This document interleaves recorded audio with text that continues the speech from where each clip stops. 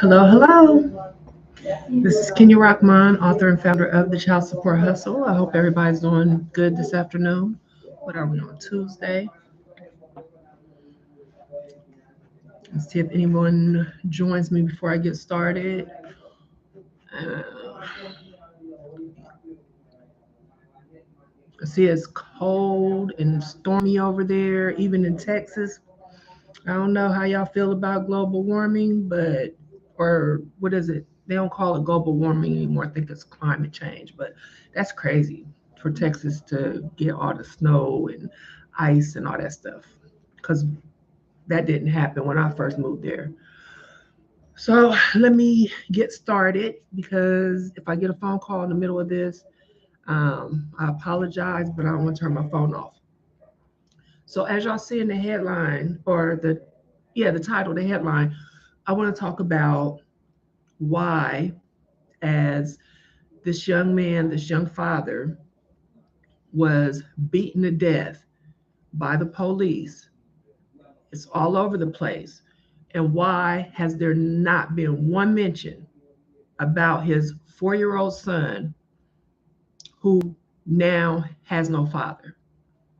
He is now a fatherless child. And if y'all have noticed, people, the pundits, the politicians can't shut up about these fatherless children and how detrimental fatherlessness is to the budget, to society, to everybody. And these fathers are being killed. It's not just Tyre, he's the latest father to get killed. But when I was just looking at the news articles that come out, Mississippi state auditor, which I discussed this when this report came out. He did a report that's showing absent fathers cost taxpayers all these millions of dollars. And he put it out again. It came out, excuse me, it initially came out in August of 22. And I talked about it then because it was a very short report. And what he wrote in it was nonsense. And I'm going to just talk about a couple of things. He said fatherless children are less likely to obtain high school degrees. Taxpayers cost taxpayers 56 million due to fatherless children who dropped out. In 2021, he says fatherless boys are more likely to go to prison than boys who have present fathers.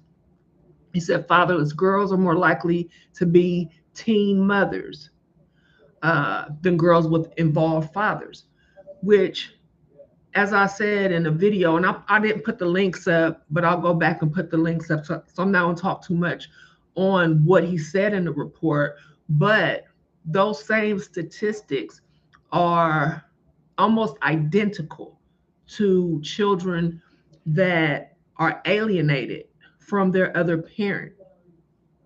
Almost identical. And I talked about this when parental alienation, when it was Child Abuse Month. I think that's in August as well. And the statistics that they always use for fatherlessness are exactly almost to the T to parental alienation, although they never discuss that. Just like they don't discuss these fathers when they're killed, they don't discuss fatherless children that are actually fatherless, like Tyre Nichols' son. They don't discuss these fatherless children like Robert Sycon III. I did a video about him in Ohio, the cop that shot him, who he was acquitted. I'm pretty sure he's still on the force, shot him in the back when he was running from the police, this cop, because he had a warrant for child support. So I'll say this because apparently it doesn't matter when you're murdered by the police or you know, beaten up or roughed up by the police unless you meet some kind of criteria. You have to be, I don't know, but if you are killed by the police or in police custody, you have to fit some type of box. It fit in some type of box for the nation to pay attention to you, because this has been happening since I've been advocating for child support reform.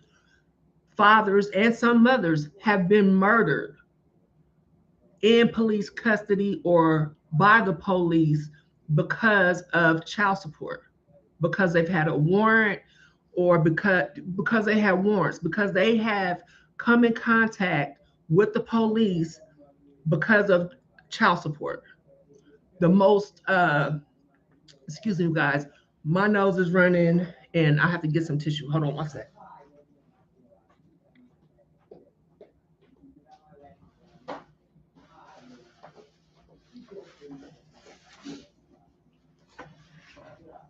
Thank you. Sorry about that.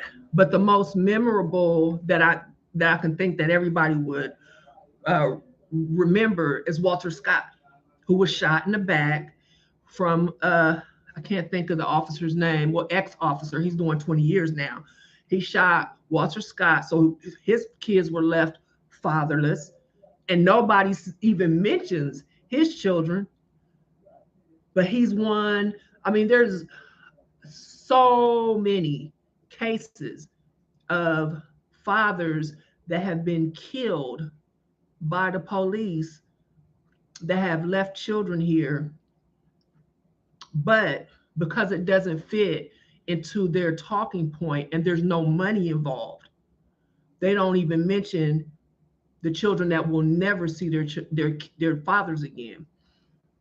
They only look at the fathers that don't live in the house.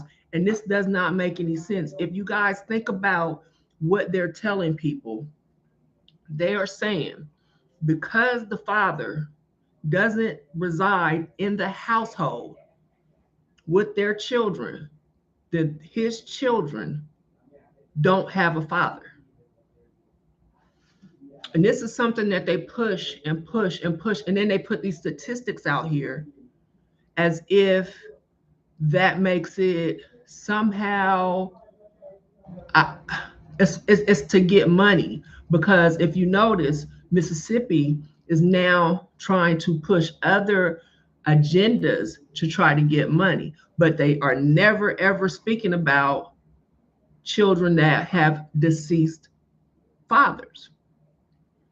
So that's what I wanted to say. Just pay attention to one, that they never talk about children that actually are fatherless, meaning their fathers are deceased.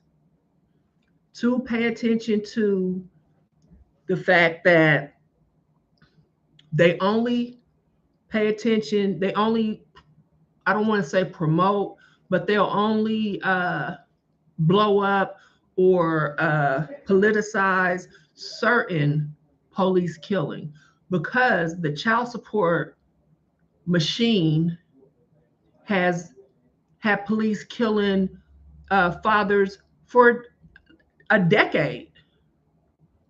Fathers have committed suicide while incarcerated.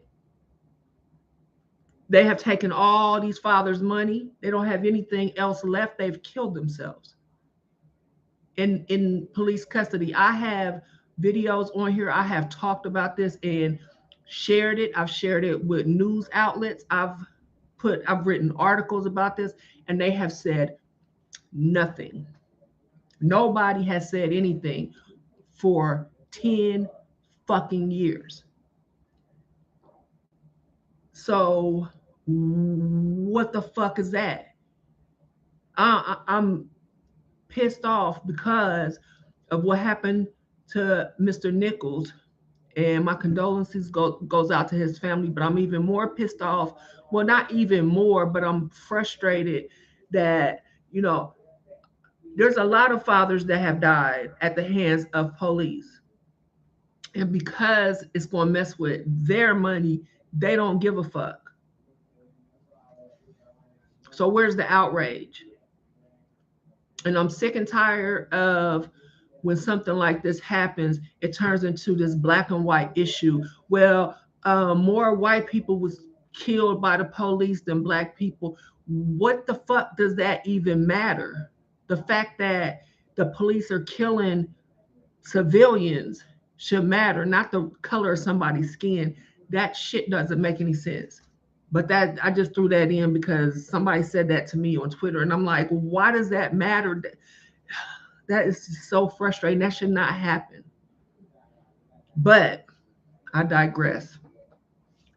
Anyway, thanks for listening. That's what I just wanted to say. I just want you guys to kind of shift with me as I shift into, what I want to talk about, which is the fatherless crisis hustle, because of how much money that they're getting from that too, along with the child support hustle, because y'all know it's all tied in, because they're making money off of what they're pushing, and what they're pushing is bullshit.